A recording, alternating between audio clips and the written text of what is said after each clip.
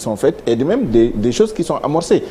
Engagement FMI yi ñu jël yi c'est sur 3 ans les 3 programmes yi ñu dawal nii c'est sur 3 ans joxe nañ suñu kàddu jël nañu ay engagement def ay réformes FMI jël engagement jox ñu xaalis yow lan ngay def ak loolu.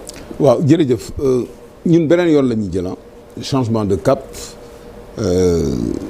chiffres yi mu jox engagement yi mu jël yëpp ñun gisewuñ ko noonu loolu bu ñu tolloo ci présenter suñu programme dinañ ko def bi mu defee discours am dama leen ne booy bàyyee nit héritage da nga ko naan am naa bor même dono dañuy génne bor yi génnewu ko léegi génne nañ ko dugg ci waxtaanu ndax ni ñu war nañu endetté qualité endettement loolu beneen waxtaan la bu ñu tolloo ci débat programme dinañ ci yegg kenn waxul ne doo leb mais ku am doole comme États-Unis am monnaie nit ñëpp di jënd ci sa monnaie nga nekk Japon am yéen nit ñi di jënd sa yéen kuy jënd ñu lay fay ci sa dollar ak sa man bu la neexee nga créer sa déficit di financer sa développement waaye koo xam ne amoo monnaie da nga bokk ci benn union boo xam ne bii dañ la garantir ci compte d'opération yow boo demee ne da ngay leb boobu poids lay nekk surtout que leb boobu du fu la neex nga koy dugal doo leb dugal ko ci agriculture doo ko dugal pêche doo ko dugal élevage doo ko dugal artisanat doo ko dugal industrie culturelle doo ko dugal tourisme te ñooñu fa la 80% sénégalais yi nekk donc képp ku la wax ne leb mën na financer développement je pense que loolu moo ñu dal fi ñu toll nii et cap boobu moom la ñu jël depuis 1960 ñun suñu changement c'est pas seulement par rapport au régime actuel depuis 60 orientation bi ñu jël moom moo baaxul orientation bu mosul développer réew te du ko mos a développer encore que ci même utilisation dette bi dañu am problème parce que sur utilisation dette secteur privé bi dañ ko jël teg ko de côté ils ont la part la plus faible donc suñu bëggee ubbi débat sur la dette vraiment ay soutenabilité et tout l'une des qualités bu Macky Sall am ci avantage am mooy la signature du Sénégal il l'a sauvegardé je suis d'accord ak yow sur l'équité territoriale les mesures tous les programmes de rattrapage PUDC DAC tout ça. doo wax ci statistique yi un peu si fànn boobu. non attends da ngeen a ñeme les statistiques. le président a donné des chiffres. loolu mu ngi ANSD. mais ñu rek ngeen ko génnee lan la fan la Macky Sall jëlee. mais ñu rek électrification rurale taux d'électrification rurale fan la ko teg.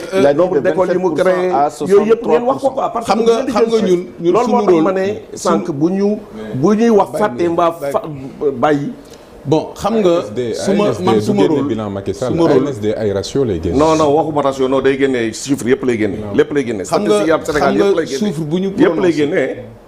non ASD wax ko na ANSD lépp lay génne. ça c'est vrai il y a des études sectorielles am na ay ñun xam nga génn ci recensement yi nga xam ne Sénégal la ñu defal photocopie. xam nga ku fekkee production milieu urbain milieu rural bokk mais du wax ay bilan Macky Sall li mu def non day wax évolution yi lay wax indicateur lay wax. bon ñu bàyyi Boubacar ñu terminer xam nga suñ ko deful du baax.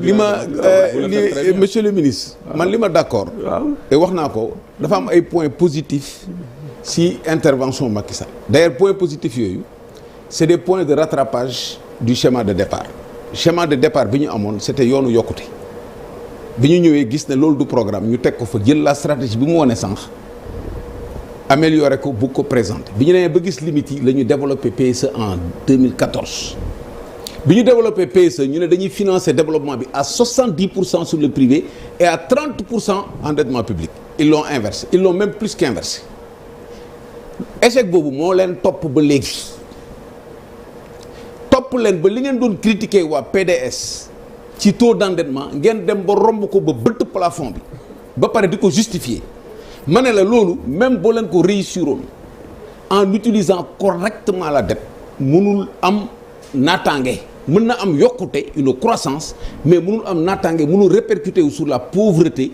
de façon significative sur le financement de l'éducation sur le chômage et dinaa ñëw ci xëyu ndaw li pour répondre à ta question pour man le problème c'est pas de mettre 475 milliards 3 fois sur 3 ans c'est de changer complètement de cap dans les 3 ans pour financer la transformation structurelle de l'économie à partir des leviers des ressources naturelles moyens yi ñu am ci ressources naturelles yi moom ngay soulever mu ñëw renforcer sa capacité de financement nga dugg ci ay partenariat public privé indi privé yi ñu mun a dugal seen xaalis nga créer des emplois xale yi mën a am liggéey c'est pas de l'argent que tu sors de ton budget pour def ay programme xëy ndaw yi kooku. Boubacar Camara ça ramène la question. privé yow privé étranger la wala privé. sur les partenariats public privé amul étranger amul national. ok képp ku am xaalis nga ne ko damay tabax lii nii lañ koy tëggee voilà les conditions dans tant d'années yaa koy moom wala mën naa koy moom nii lañ koy defee loolu yàppa waaw Sénégal dafa signé ay contrat déjà ak ay sociétés minières sociétés pétrolières ak FMI loolu laa lay laaj c'est-à-dire loolu laa lay expliquer non boo ñëwoon signé wuñu non Sénégal un État a sa souveraineté à sa signature aujourd'hui les contrats que tu signes ci ay ressources naturelles su fekkee c'est des contrats qui sont déséquilibrés il y a des clauses hardship qui te permettent de les remettre en cause nga toog waxtaanee ko tribunal mën na ci fekk de. tribunal sax bu la neexee. c'est-à-dire que mën na la ci fekk de. attendez nous am na ay risques aussi. non pour Sénégal aussi. non je parle pas de risque moi je suis en train de vous expliquer comment je vais faire. ok contrat bu ñu signé ba pare kay un contrat bu ñu signé mais combien de fois moi récemment j'ai conseillé un pays qui a renégocié un contrat sur des montants extrêmement élevés. Le président est allé en Chine reprendre ces schémas-là. Ce n'est pas le problème. C'est pas le Sénégal dans ce pays-là. Non, j'ai parlé d'un pays étranger. Le Sénégal. Non, ce pays-là, c'est pas le Sénégal. Le Sénégal a signé. Il a bien dit pays. Le Sénégal. Non, j'ai dit. Non, je veux dire que condition. Pays. Le Sénégal a renégocié. Le Sénégal. Je vous dis, le Sénégal a remis en cause un contrat sur un produit ici, multiplié par X les montants, c'était le zircon. Ici au Sénégal. Ça a été remis en cause.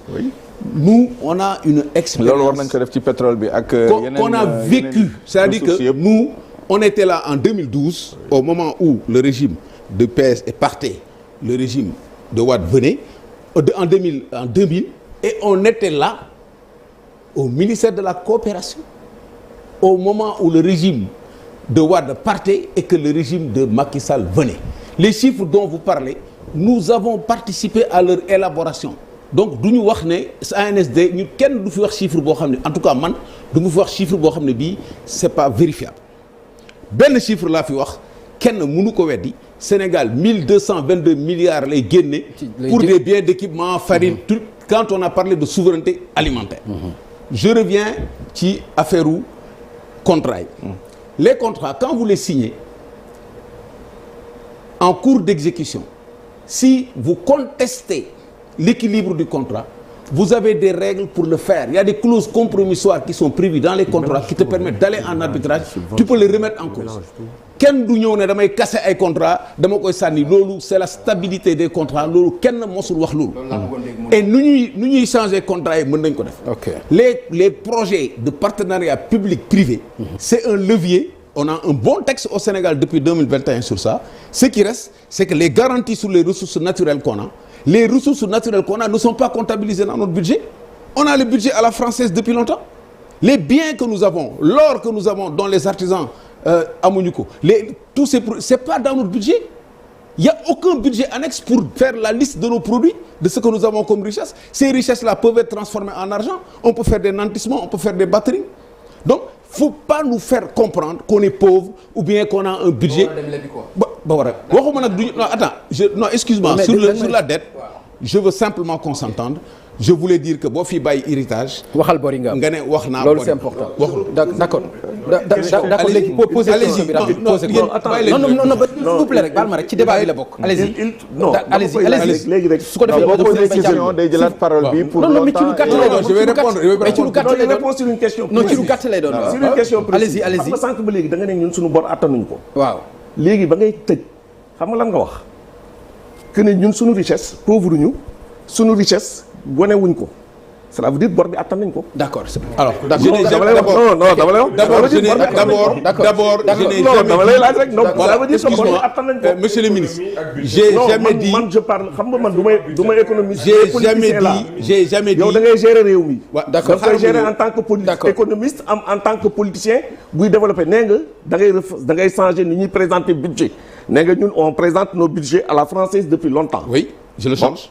Vous le changez. Oui. Si vous le changez, cela veut dire que nos ressources là yi nga xam ne mu ngi feeñ mu ngi commencé feeñ yàggul la ñu commencé am ressources yi ba nga xam ne loolu Serigne Mbaye Thiam mën na si tontu. Non, attends, il m'a posé une question claire. Il m'a prêté une position que je n'ai pas défendue. Je n'ai jamais dit que le Sénégal attanul boram. Donc vous l'avez jamais dit. Je n'ai jamais. C'est bon. Donc J'ai dit que le Sénégal. Non, attendez. Non, c'est bon. Même si Boubacar baal ma rek non, ce que j'ai dit sur la dette, je dis le schéma, l'endettement n'a jamais développé un pays et ce cap-là, il n'est pas bon. On est en phase. D'accord. attanu leen ko mooy boo demee ba nga xam ne da ngay am une crise de la dette.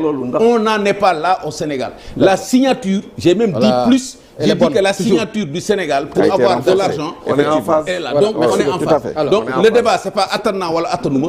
Le débat est-ce qu'il faut financer le développement avec la dette ou non. Et je dis vous êtes trompés et ça s'est répercuté sur la vie des citoyens. Donc vous avez dit qu'on s'est trompé.